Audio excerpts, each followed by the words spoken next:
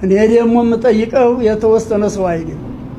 ተቀበሌ ጀምሮ መጨረሻው ጠቅላይ ሚኒስትራችን ድረስ ያለ ሰው ለምንድን ነው ሰላምን የማያረጋግጠው በህዝብ ላይ? ቀበሌ ምን እየሰራ ነው? በቀበሌው ደም ሲፈስሰው ሲገደል ሲዘረፍ፣ ወረዳ ምን እየሰራ ነው? ዞን ምን እየሰራ ነው? ክልል ምን እየሰራ ነው? ሰላም ጠባቂው ሚኒሻው ልዩ ኃይሉ ምን እየጠበቀ ነው? ልዩ ኃይል እየተባለ ሰላም ጠባቂ የተባለው መከላከያ የተባለው ደም ለማፍሰስ ነው እንደ የሰለጠነው?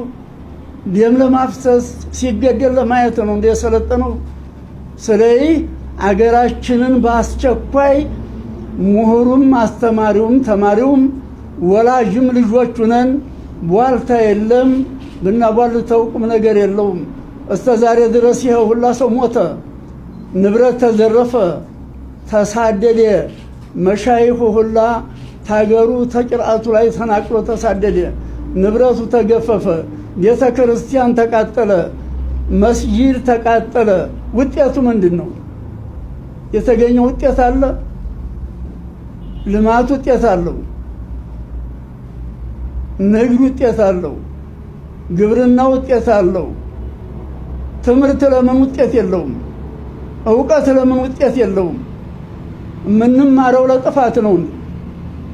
ምንማረው ሀገር ለማውደም ነው እንዴ? ምንማረው ለመገዳደል ነው እንዴ? ስለዚህ ለእናንተም ለወንድሞቻችንም ማስተላልፈው እንደ ለኢትዮጵያ ሕዝብ በአጠቃላይ ለሙስሊሙም ለክርስቲያኑም ማስተላልፈው ቢኖር እውነተኛ ነውን፣ የሃይማኖት አባቶች እውነቱን እናስተላልፍ፣ ለሰላም እንስበክ፣ ለሀገራችን እንጨነቅላለሁ።